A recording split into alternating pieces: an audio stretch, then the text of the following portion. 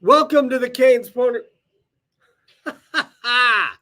Welcome to the Canes Corner podcast. I am Adam Gold, and welcome to Life on YouTube. We're brought to you by the Aluminum Company of North Carolina. If it's for the exterior of your home, you can find it at the Aluminum Company of North Carolina on Hamlin Road in Durham. No place like it. Sammy Hanner's crew do a great job. You should check them out if you need any exterior home improvement needs. They are the people to do it, because the customer service is the best in the industry, maybe any industry. Boy, what a night for Antti Raanta. What a night for Martin Necas. And a good win for the Hurricanes. Again, like to get to the point where you're not helping the other team out. And I'm sure we could look at it from the other perspective. What did Buffalo do that enabled Carolina to score the goals? And we'll go through the goals, and we might even point one out.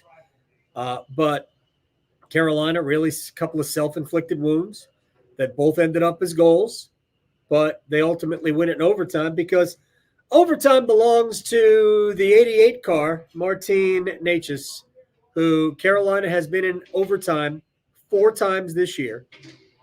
The 3 games that were decided in overtime, in 3-on-3, Necas has 2 goals and an assist. And the other game that was decided in a shootout, you remember that one, the one back in Los Angeles. It was the second game of the season. Teuvo Teravainen scores to extend the shootout in the bottom of the third. Martin Necas scored in the bottom of the 5th, I believe, to extend. And then Jordan Martinook won it in the bottom of the 9th. So Necas has been an extra time star, but this is now the 9th time in his career that he has scored a regulation overtime game winner. 4 last year, 2 already this season. It was, I think, a very good, once again, a very strong Carolina performance. So a couple of things I want to hit on. We'll take your comments as well. And shouts to you, Mikhailov, in Adelaide. Right now, by the way, it is, what is it? It's like 1 o'clock in the afternoon. I think it's 1 o'clock in the afternoon in Adelaide because it's like 15 and a half hours ahead. Is it 15? I don't know. It could be 2 o'clock. I don't know what time it is. I can't do the math. It's bad math. Anyway, the Hurricanes, remember when we were 6 games into the season and Carolina had allowed 30 goals? Yeah, that's a lot. They had not had a stretch at any point during the Rod Brind'Amour era, at any point where they were allowing that many goals per game. 6 games in, they had allowed 30 goals. That's 5 goals per game. Since then, the Hurricanes, in the last 7 games, they have allowed 14 goals. That's hurricane-ish, if you will. So all of those crazy defensive lapses have kind of gone away, right? They're still there, but they're not happening by the dozens anymore. And the goaltending has got better. It has gotten better. It is still not exactly where Rod Brind'Amour wants it. It is still not exactly where this team needs it to be a Stanley Cup contender once the playoffs start. You can't allow bad goals. As great as Raanta was tonight, and Antti was spectacular, he wants, and he said it after the game, he wants the Rasmus Dahlin goal back. That's just not a good goal to allow from a tough angle. But there was extenuating circumstances that led to the goal, and we're going to talk about those. But Raanta made a bunch of really, really great saves tonight. And whether it's the one on Connor Clifton that happened very early on. As a matter of fact, it was, I believe, it was the play that led to the first of 2 Jordan Staal penalties in the first period, which, according to my friend Corey Lavalette, was the first time that Staal had been whistled for 2 first-period penalties since his rookie season. That's a long time ago. But you had Actually, was his rookie season, or was like maybe his second season? It was 2010, I think Corey said. He's been in the league longer than 14 years, right? Anyway, the Connor Clifton breaks in and Stahl hooks him, gets him in the shorts, if you will. But Ronta makes a good save there. Then on that power play, I believe it was that power play, really nice pass by Kyle Oposo, who is sort of facing out from the right of the goal. And he just kind of pirouettes back towards the net and throws a backhand pass in the slot to Peyton Krebs. And everybody believes or believed that Krebs had scored, except Ronta had the puck in his glove. It was a great save. A little lucky, but your glove has to be in the right position to get lucky. So it stays 0-0. Then the save on Kyle Oposo. I guess it's second period at this point. Yeah, second period. It's still a 1-1 game, and it's a 2-on-1, and the pass comes across to Oposo. And it almost looked, whether he tried or not, I don't know. But the shot was going back across the grade. If he shoots it at the left post, it was a right to left pass. If he shoots it at the left post, Ronta's there. Ronta's got it covered unless Oposo goes high. But he went low and he tried to go back, I guess, because that's where the puck was headed. And Ronta still got the pad to it. It was a great, great save. Do you have to get lucky there? Yeah, in a way you have to get lucky, but you have to put yourself in position to get lucky. It was a great save by Ronta. And then no idea what was going on late in the third period after Dahlin had made it 2-2, because it was essentially the next play, the next sequence after the center ice faceoff. And Ronta comes all the way out, doesn't get enough of the puck, but he denies that scoring chance. And then I believe it was Casey Middlestead that got the puck, and Ronta made a diving stick save to keep the puck from going on net. Now, Carolina had three guys back trying to play goal. One of them was Brady Shea. He was in the crease. But holy mackerel. Holy Shea. That was an incredible, incredible sequence. Antti Raanta was great tonight. We talk a lot about the opportunities, right? It's been like my theme of the beginning of the season. And you've heard me talk about this before. Teuvo Teravainen had an opportunity with Andrei Svechnikov missing the first, 8 games of the season to put himself in Carolina's top 6. And he took it. The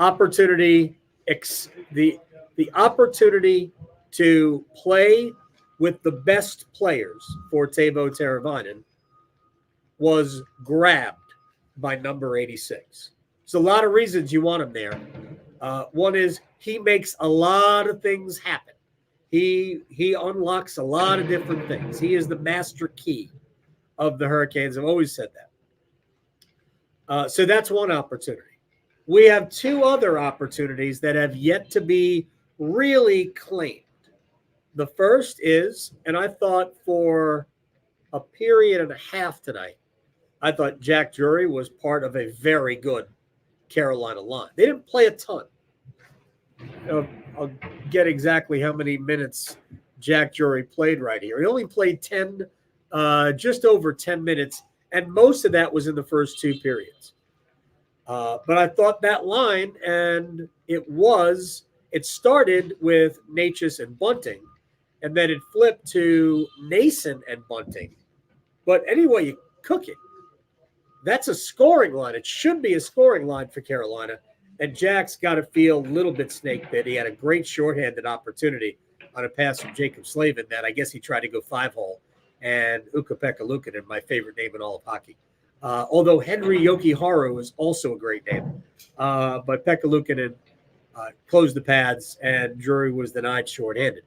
But for a couple of periods, I thought he was good. But it's an opportunity that Jack has to grab.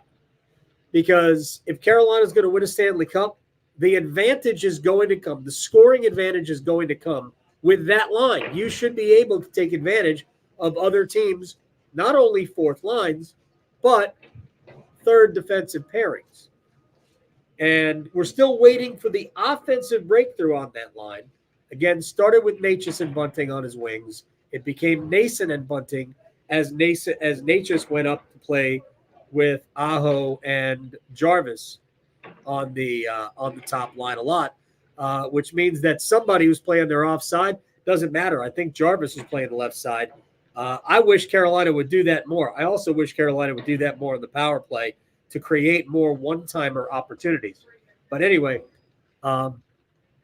that's the other opportunity. We're still waiting for Jack Drury to really accept that challenge, or at least take advantage of that challenge, because they need more goal scoring there.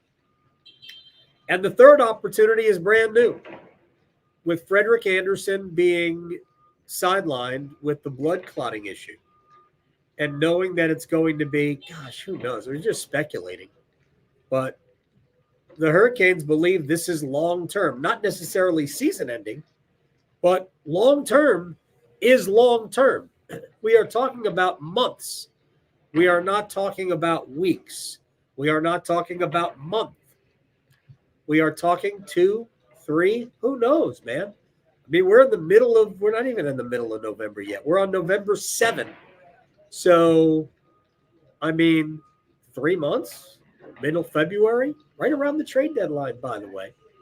And we'll see if Carolina feels like they have to add to the goaltending mix. We'll also find out in the next couple of days, weeks, whether or not Jaro Halak can at least be serviceable as a goaltending option.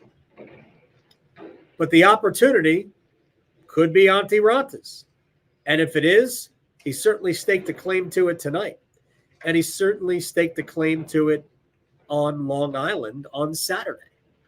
And he certainly staked a claim to it in his last start against San Jose with a 20-save shutout.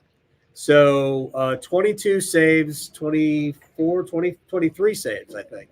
25 shots on goal. We can get that right here. The Sabres had 21 shots on goal, so 19 saves. That number kept going down.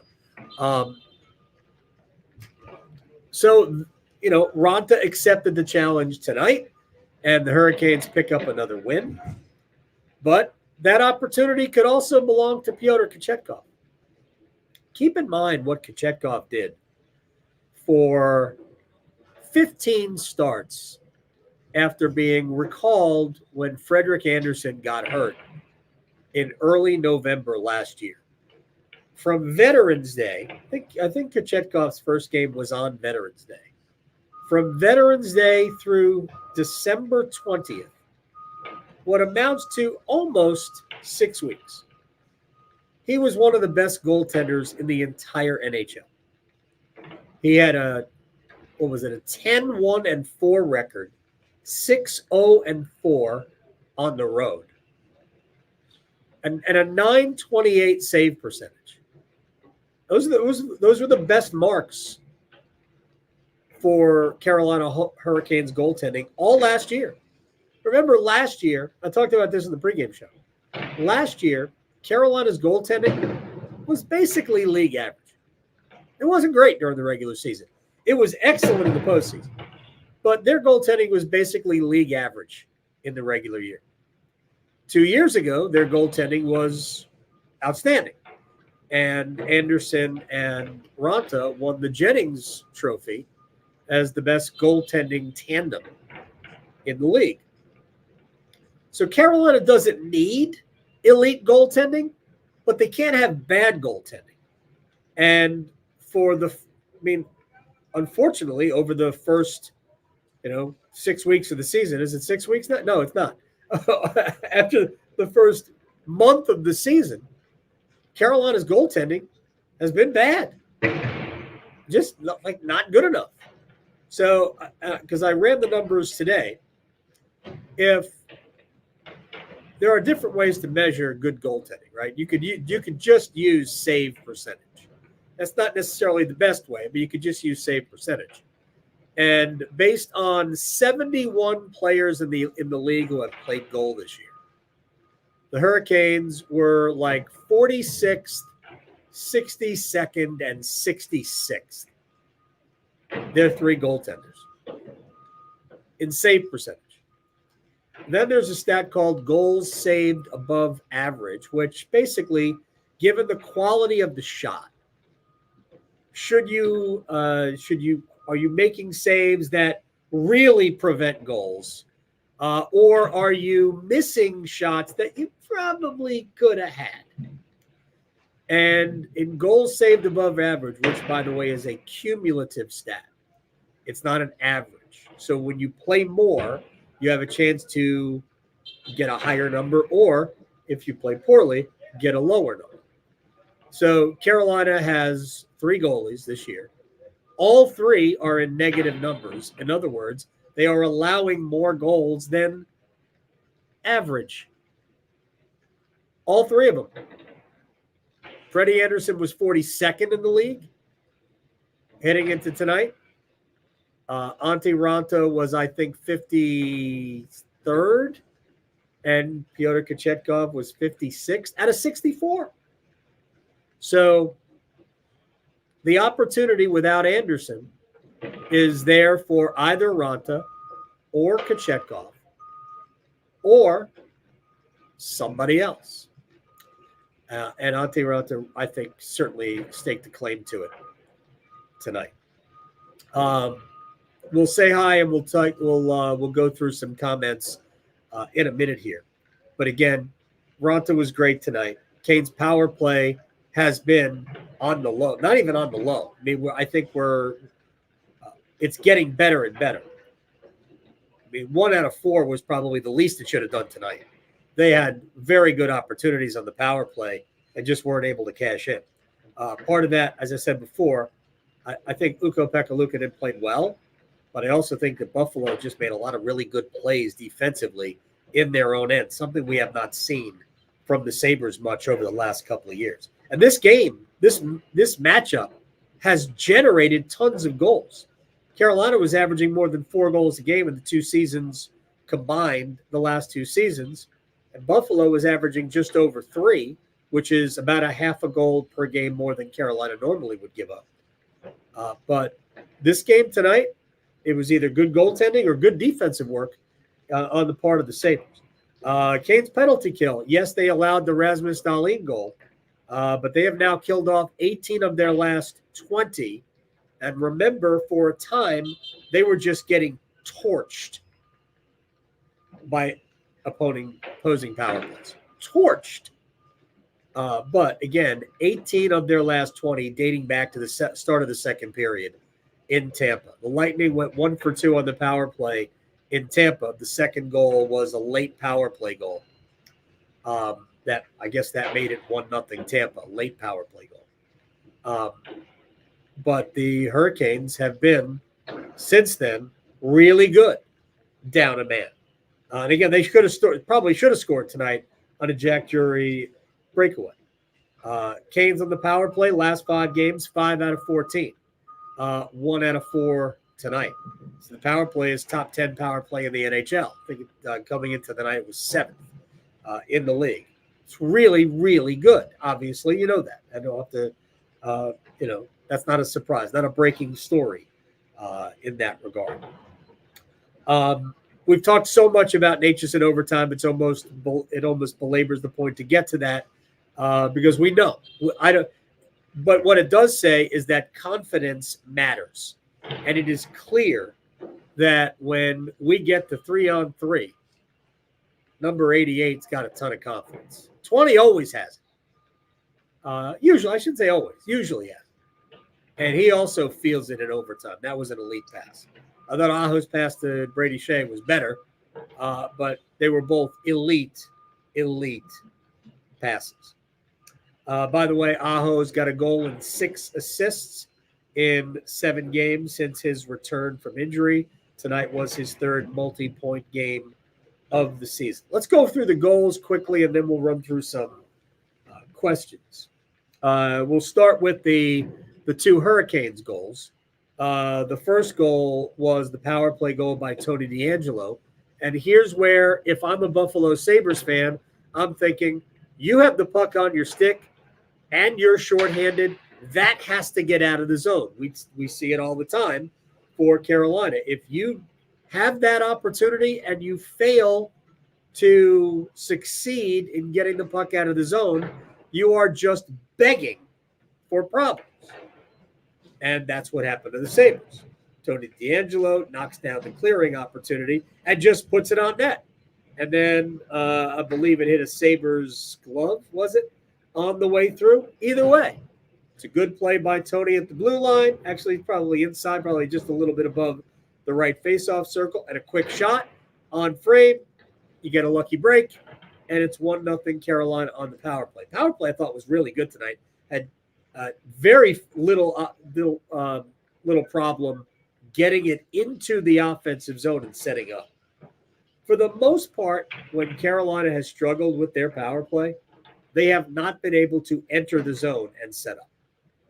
But, man, they did a lot of things very well tonight. And maybe that's Buffalo not being good. I don't know. It's too early to say teams are no good or whatever. We know some power plays are elite. Devils have an elite power play. The Oilers are struggling at like 25%.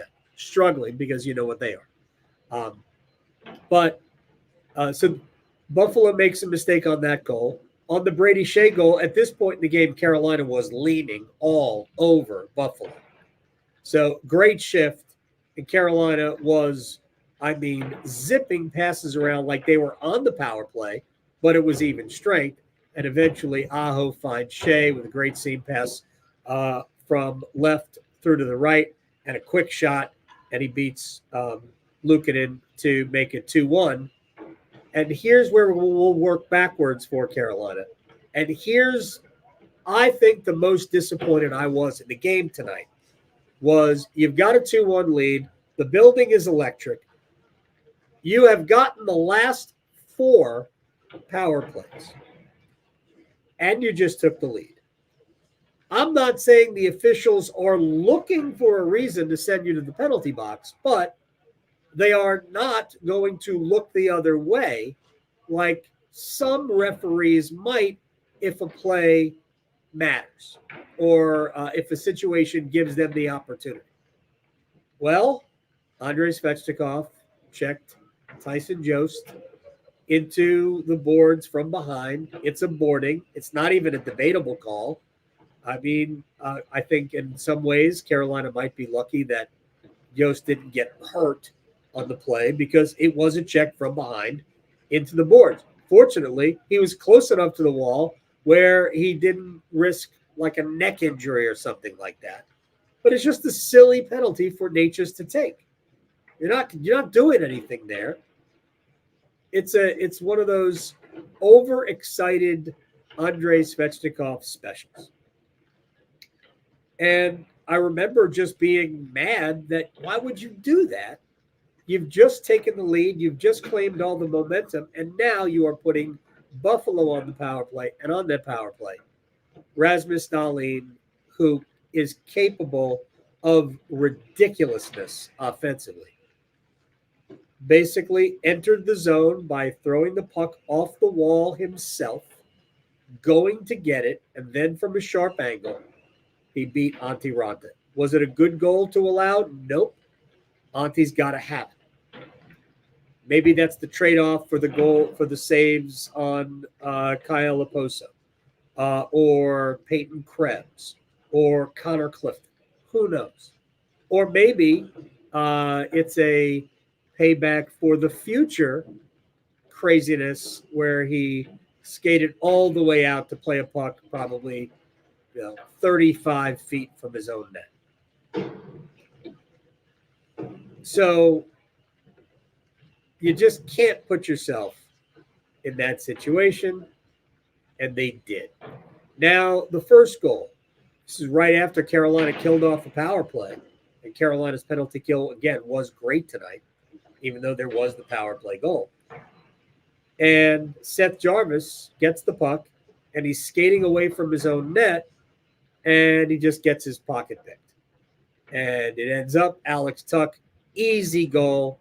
Raanta, who like quickly moved over to potentially deal with a shot, ultimately has no chance because Tuck has the puck basically straight out.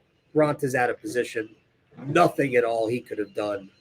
He just had to react in real time very quickly and overplayed it. But nobody on this earth would say, hey, Ante, you got to do better there. No, it was a goal.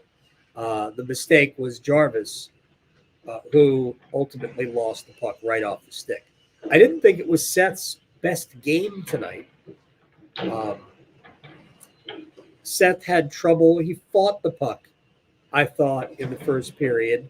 There were a couple of turnovers, but mostly I think he just had a little trouble with decision-making and handling the puck tonight. With that said, he had some scoring opportunities that he didn't finish.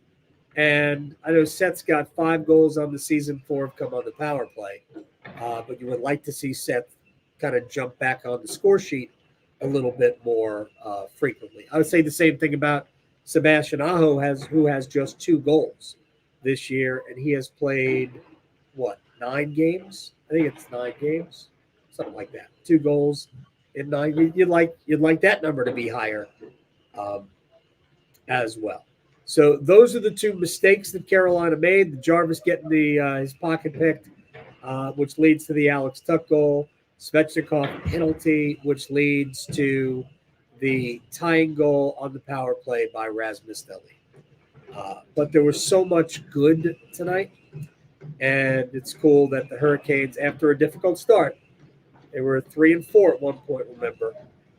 And not only 3-4, but 3-4 and trailing 2-0 in the first period to the Seattle Kraken. And they got the goal back late in the first. I guess Necas scored that goal, right, to make it 2-1. And then they wait all the way till late in the third period when Kotkaniemi scores to make it 2-2 and force overtime. And then right before the death at the end, before we went to a shootout, it was Marty Necas scoring his first of 2 overtime goals this season, his 8th of his career. He now has 9 overtime game winners. One thing about overtime, and then I'm going to go through some of the questions here real quick. Underrated is remembering in overtime, because everything's happening so quickly, that the most important thing is possession of the puck. Once you get it, you are going, if you are patient enough, you are going to have a great scoring opportunity. And I think we need to give Necas credit, because after Jacob Slavin kind of forced the issue a little bit, Carolina was fortunate to maintain possession of the puck. And when Necas got it, there were some potential scoring opportunities for him around the net. But what did he do? He skated the puck out until everybody could settle down. He and Aho and Brady Shea are on the ice now. And remember, the overtime started with Jordan Staal not winning the faceoff. And it was Staal, Slavin, and Brent Burns. Meanwhile, Buffalo started the overtime with Alex Tuck, Casey Middlestead, and Owen Power. And a minute 30 in, those 3 guys were still on the ice. And Carolina had already executed a line change, a whole trio. Now, it was at the end of that shift, too. But Aho and Necas and Shea, they were fresher than Buffalo's 3 guys who had been on the ice for 90 minutes. And Carolina had possession of the puck probably for the last 20, 25. Good, solid possession of the puck, which meant that Buffalo was skating, behind. They were chasing. So smart play by Necas, and then going to the net, and Aho makes the brilliant pass. All right, let's see what we've got. Marty McFly from Perth. He says 18,600 kilometers from Raleigh. Just watched the game with his 10-year-old son. What are some of the cars the Canes drive. This is an SUV truck driving group. I think there are a couple of Teslas, but I don't know. I've seen Brent Burns driving to the arena at the same time I was driving to the arena, and he's in, I believe, a Hummer. But can Natchez just please play all 5 minutes of overtime? Well, he'd be tired, but that was a spectacular goal that Carolina scored. A lot of the guys played great today. This is from Matthew, who is apparently in the United States. How boring. A lot of the guys played great today. Orlov, D'Angelo, Natchez, but Antti freaking Raanta. He was my first star of the game, and he gave up a goal that he wants back. That's how good Antti Raanta was tonight. And according to Chris, he thought Buffalo played well. I agree. I think Buffalo showed a lot of defensive determination tonight that we don't necessarily see from the Buffalo Sabres. In games past against Buffalo, I think Carolina has exposed the Sabres defensively a lot. Nurse Flirkenwald? Don't know. She likes the podcast. She's a new Caniac. All good. Where does Wade Minter sit? Wade Minter is the PA address announcer for the Hurricanes. He sits on press row up here. He used to sit in down between the penalty boxes, but once COVID hit, they moved PA upstairs, and so Wade Minter sits upstairs. And who are the other non-team people? There's always NHL off-ice officials that one monitors each penalty box, and somebody else is supposed to be in between them. Sawyer brings up the fact that Drury has had multiple chances. He couldn't buy a goal. He had one chalked off. He hit the post last game. He had a breakaway today.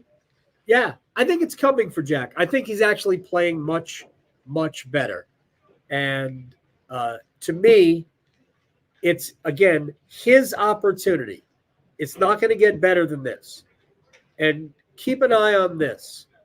Vasily Ponomarev is playing with, Tucson in the AHL. I don't know whose affiliate that is, but that's where the Hurricanes have stashed Vasily Ponomarev. Had he not gotten hurt the first day of training camp, it's very possible that Ponomarev would have won that fourth center spot. Keep an eye on him, because I think they believe he can be an NHL player. Really, he does. He can. He really could be. He's a little bit grittier. Is not. I think he plays a little bit of a harder game than Jack Drury. By the way, I thought Drury's best moments tonight were defensive. I thought Jack played a very good game. I thought he was part of a very good forecheck. But look, there's a lot of guys who played well tonight, and there's a little bit more to give. Michael says Drury is underperforming thus far. I mean, if we're judging him on not scoring on some of his chances, underperforming, I mean, get in line. There's a lot of guys like that. I mean, the other team's trying too. So I have not been disappointed in Jack because he can't finish. What I want to see is Jack just impact the game in a positive way. And I think for the most part of late, he has done that. So, but at some point, there must be some scoring punch. Because again, if you go back in years past, Carolina's third line. Now, they're deeper than they've ever been. So they used to have almost 2 fourth lines because the Stahl line is their checking line. And that's going to play a lot. But it wasn't necessarily the fourth line, right? Now that third scoring line should be on the score sheet a lot. There are 2 goal scorers playing with Jack Drury right now. Whether tonight it ultimately became Nason and Bunting, those are goal scorers. Those are guys who will score goals. So Jack has to he does have to get moving on the score sheet, but I thought he played very well tonight. I'm not really disappointed in the way he has played. Do the Canes, this is from Christopher, do the Canes now officially utilize a hybrid defensive system? Like gas and electric? I don't really understand what. By Chris says Svetch has a Lamborghini. I'm not surprised. Aho has a Mercedes Benz. Also not surprised. If y'all know what the Canes are, you all stalkers.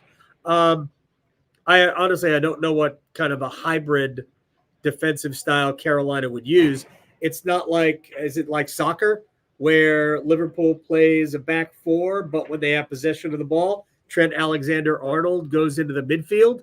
So it's a 3-box-3 is what they call it. I don't know what you're talking about. You said Ponomarev wasn't an NHL caliber player preseason. Have my thoughts changed? I don't know. I don't remember what I said about Ponomarev. I have not seen him play at the NHL level. I'm not sure what the Hurricanes felt was his potential, but he has not played at the NHL level. I've never seen him play an NHL game. I remember in the preseason a year ago, and he didn't do a ton. So my opinion of him hasn't changed because I haven't seen him play. And this is my standing thing. We're going to close on this. Already went a little bit longer than I really want to. All fans and sometimes all organizations overrate their prospects. It's hard to go from prospect to producer. Just is. So if Drury can't produce, they'll try somebody else. I believe first crack would go to Ponomarev. And then it'll be up to him to seize the opportunity. I don't think that's happening tomorrow. I mean, barring an injury, I don't think we're going to see anybody else called up from the minor leagues. I do think what Carolina is doing right now is banking a fair amount of cap space. So when we get to February, they can acquire what they need without having to launder somebody's contract potentially through a third team and give up more assets. But I do think that this team looks at this year as this is the year to go for. And if I was going to bank money, I would say that Carolina is in the on the market or in the market for two things. One of which depends on Jack Drury or Vasily Ponomarev. Do you have to go out and get another center? Carolina's light on centers to begin with. But do you have to go out and get another center? Possible. But there's another opportunity. We talked about it before. Is it Ranta? Is it Kochetkov? Or do the Hurricanes have to go out and get a goaltender? They might. See what happens over the next several weeks. All right. We're brought to you by the Aluminum Company of North Carolina. If it's for the exterior of your home, you can find it at the Aluminum Company of North Carolina on Hamlin Road in Durham. No place like it. Appreciate all of your attention. And you do. You have great dynamite focus. Shouts to you in Adelaide and in Perth and in Dublin and wherever you are listening to this podcast. We are transcontinental. We are multi-hemisphered. And a reminder that I will not be able to watch the game on Friday. Dennis Cox will have pre- and post-game duties. I will not be able to watch the game on Friday. I might be able to see the game on Saturday. And if I can, we will have a live Canes Corner podcast after that game. But I can't promise that right now.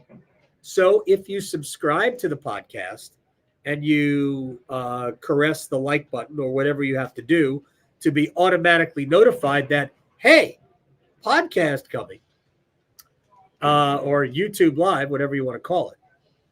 If you do that, then you'll figure it out right away. And I'll tweet it out if I know I'm going to be able to do it. But I know I will not be able to do Friday. Saturday, We'll see. And then if not, we'll talk to you on Wednesday of the following week.